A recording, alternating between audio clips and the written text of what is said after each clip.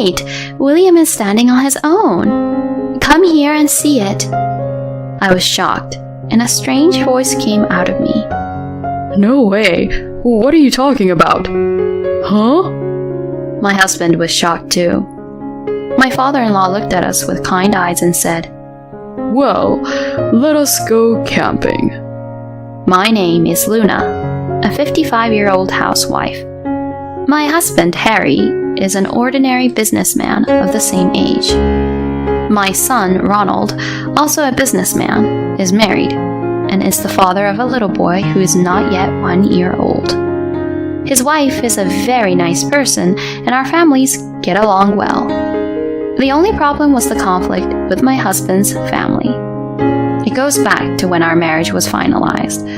I was 27 years old and I met Harry at my workplace. I had heard that he had grown up in a very normal family, but when it came time to marry him, I found out that he actually came from a very wealthy family and that the rest of his family had brilliant backgrounds. His parents had a successful business career running a trading company, and his brother, Fred, 2 years younger than my husband, had graduated from a very prestigious national university and has started a successful IT venture company since then. Fred was married before Harry, and his wife was also a career woman. When it was time to meet his family, "So, you are the future wife of Harry? You must be happy to be the bride of a wealthy family like ours." That's what my mother-in-law, Molly, said to me. Moreover, my brother-in-law's wife and mother-in-law seemed to be on the same wavelength and got along very well. I felt a little uneasy, but Harry said, "Don't worry, my mother hated me for a long time and I hardly socialize with my family at all." I believed my husband's words and we got married. After we were married, Molly was always sarcastic to me. When I gave birth to my first son by cesarean section after a difficult delivery, she said, "Cesarean section is such an easy way to give birth. Fred's wife had a natural birth, but it was super easy. I'm sure a well-educated career woman has a different quality in what she does."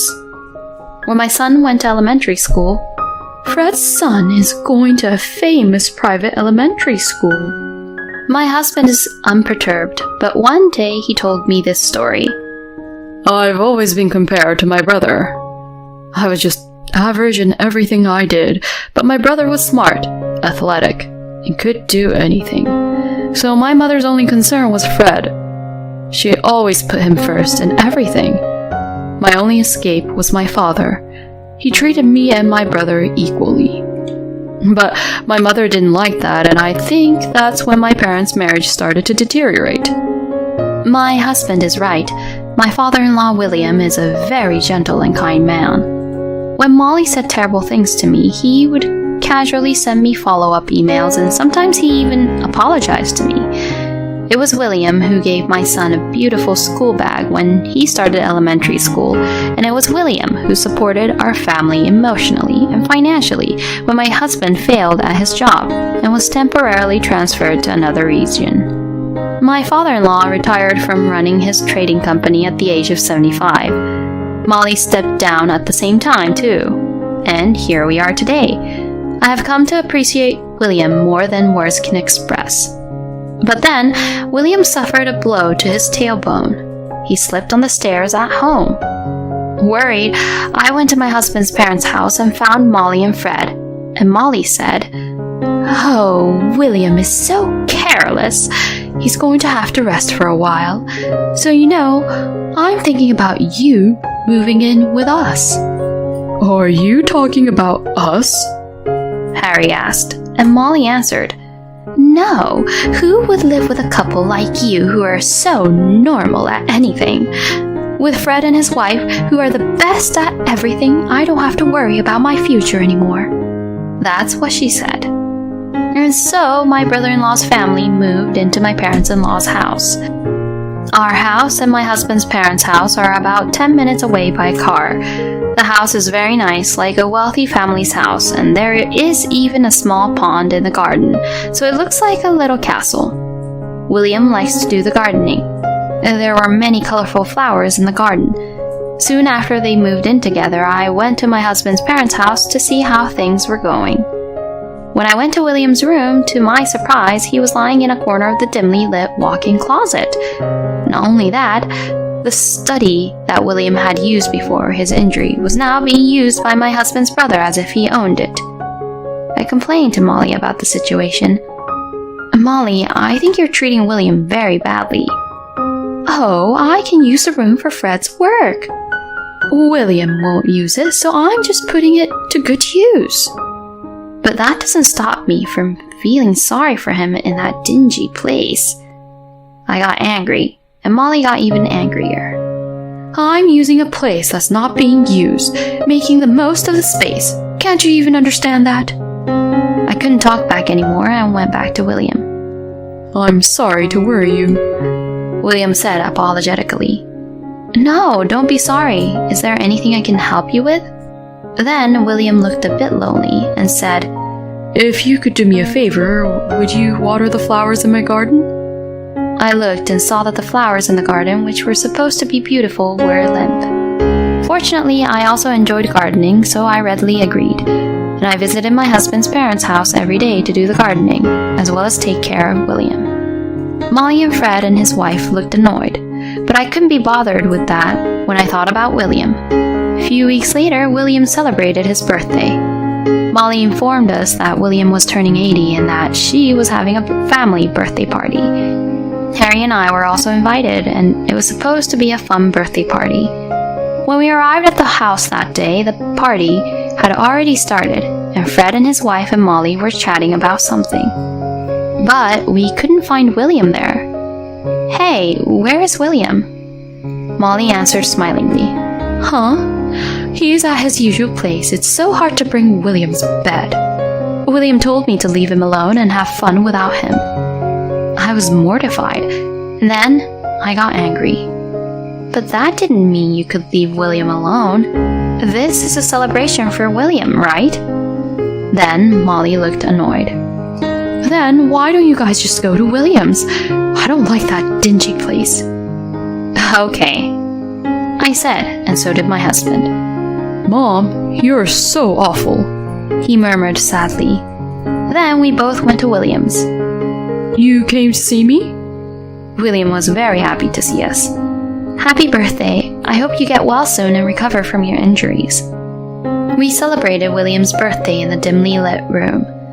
William was delighted with the yellow umbrella we had given him to use when he gets well, and he looked at it happily for a long time. After his birthday, I took care of the flowers in the garden every day. William remained bedridden. Then one day, something happened that made me shocked. Early in the morning, when I arrived at my husband's parents' house, Molly and Fred and his wife appeared in front of me, carrying several large suitcases. "Well, take care of William, will you?" I didn't get what was going on. "We're going on a week-long trip to Guam. You can tell by looking at us, you really are dumb," she said. "I didn't know you were going on a trip," I answered. "I don't have to tell you. You are at home every day anyway, taking care of William." "Huh? Well, what about William?" "You can take care of him. I can't take William with us. We're tired of taking care of him every day. Are we not even allowed to have a break every once in a while?" Molly got angry. Fred and his wife were just nodding and agreeing with her. I was beyond angry and disgusted. "All right then, take care."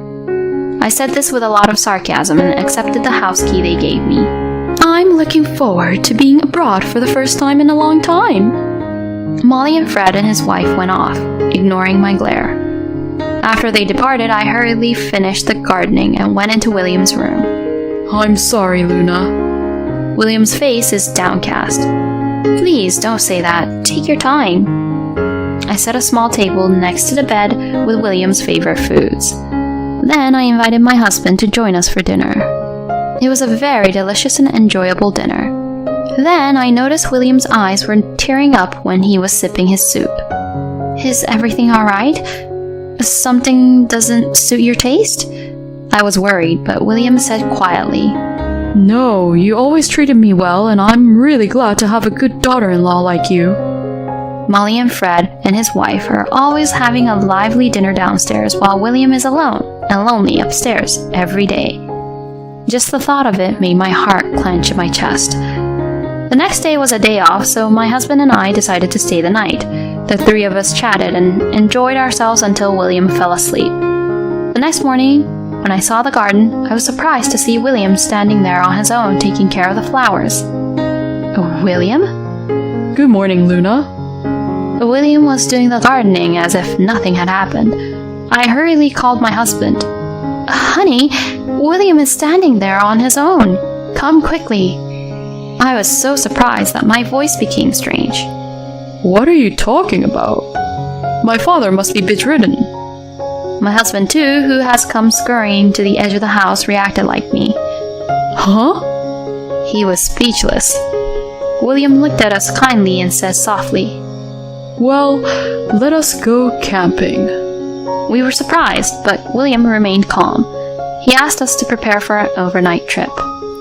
We were so surprised that we just did as we were told and went back to our house to prepare. William was still standing on his own after all and looking very well. Could you drive for us? We headed for a campground in the mountains. We put our bags down, settled in, and asked William, What the hell is going on? William chuckled and said, I'm sorry I tricked you. I was a little skeptical. I guess it was right after we moved in together. I overheard a secret conversation between Molly and Fred. It went something like this. William is going to be bedridden if he keeps this up. It's really annoying, Molly said. Then there's a good facility. We'll put him there. He won't last long anyway. We can change the owner of the land and the house to us before Dad passes away, and if we can get him to write a will, it would be perfect. You would get a fair share too, Mom. Dad is bedridden, and he'll be convinced in no time if I talk to him. Fred said, That's a good idea, and the sooner we make this clear, the better. We'll do it after we get back from our trip to Guam with William's pension money. Okay. At that point, William knew what they were planning to do after he passed away, and he got to know about the Guam trip. This is no longer a family. William thought so.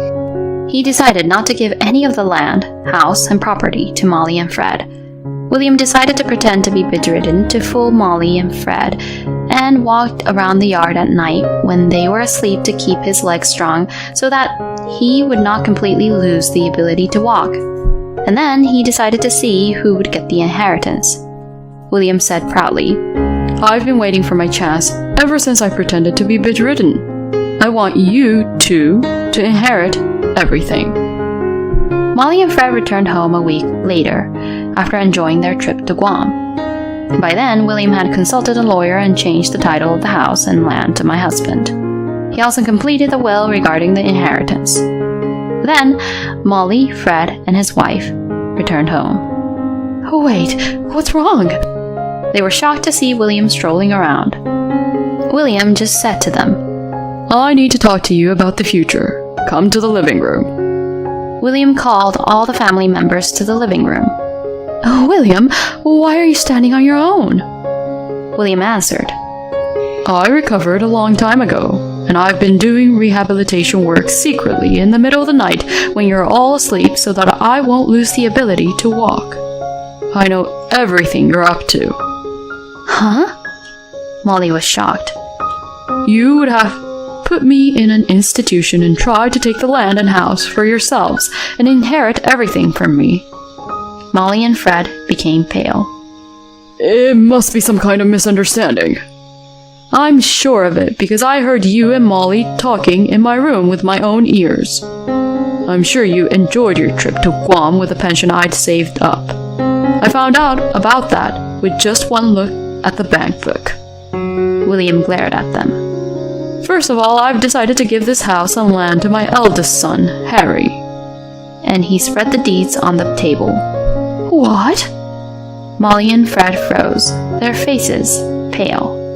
There's more. Listen. William did not care about their reaction and continued his talk. I've decided to ask Harry and his wife to take care of my estate, and I've drawn up a will. Why? I'm sorry to say this, but Harry is an ordinary businessman, and we can manage the money better than him. After all, I run a company. Fred finally interrupted. Managing money can indeed be difficult. That's why I made sure to introduce him to a good lawyer and tax accountant. But William, Fred is better at everything than Harry. Molly got insistent, but William said, Fred, isn't your company on the verge of collapse? How did you know that? A friend of mine from my days as a business owner is well informed, and he told me that your company is looking for a large loan, but that you don't think you can repay it. Huh? At William's suggestion, Fred began to look like he was about to cry. Come to think of it, a reporter from a business newspaper came to interview me the other day. He said something about investments.